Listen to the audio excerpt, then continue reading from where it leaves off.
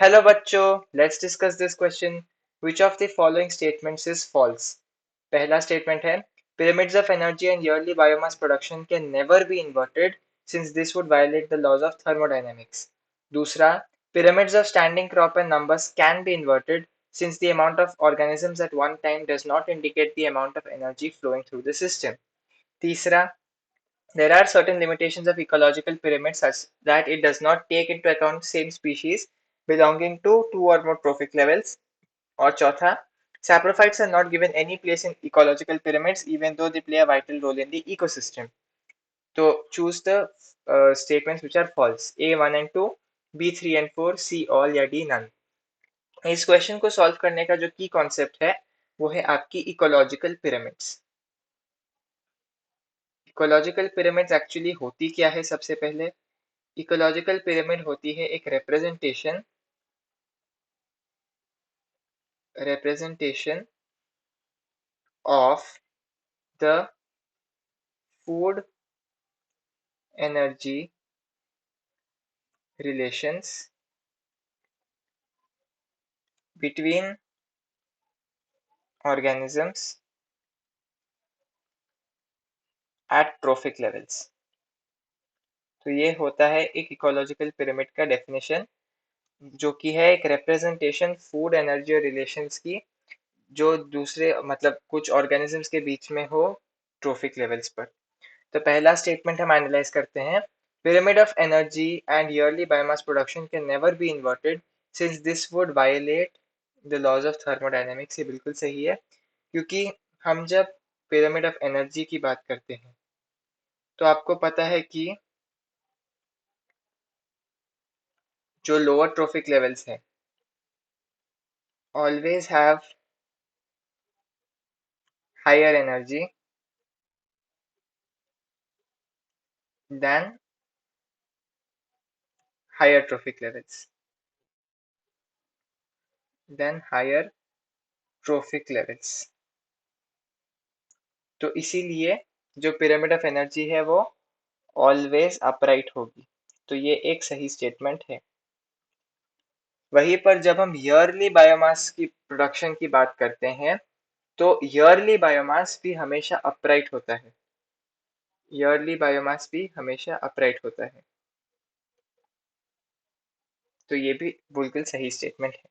दूसरा स्टेटमेंट है pyramids of standing crop and numbers can be inverted since the amount of organisms at one time does not indicate the amount of energy flowing through the system। ये भी बिल्कुल सही है। हमें पता है कि pyramid of numbers एक पॉन्ड में इन्वर्टेड होती है, क्योंकि एक जो small standing crop of phytoplankton है वो एक लार्ज जू प्लैंक्टन पॉपुलेशन को सरवाइव करा सकती है। और एक रीजन क्या है कि ये जो पिरामिड ऑफ नंबर्स है वो रिप्रेजेंट नहीं करती ओवरऑल एनर्जी या बायोमास को। बायोमास से भी ज्यादा एनर्जी और फंडामेंटल होती है। नंबर डज नॉट रिप्रेजेंट, क्या रिप्रेजेंट नहीं करती? Energy in trophic level. तो ये भी सही है। यदि हम इकोलॉजिकल पिरामिड्स की कुछ ड्रॉबैक्स की बात करें तो इनमें तीन ड्रॉबैक्स होती है, मेजर ड्रॉबैक्स। पहला ड्रॉबैक होता है इसमें फूड वेब को कंसिडर नहीं किया है।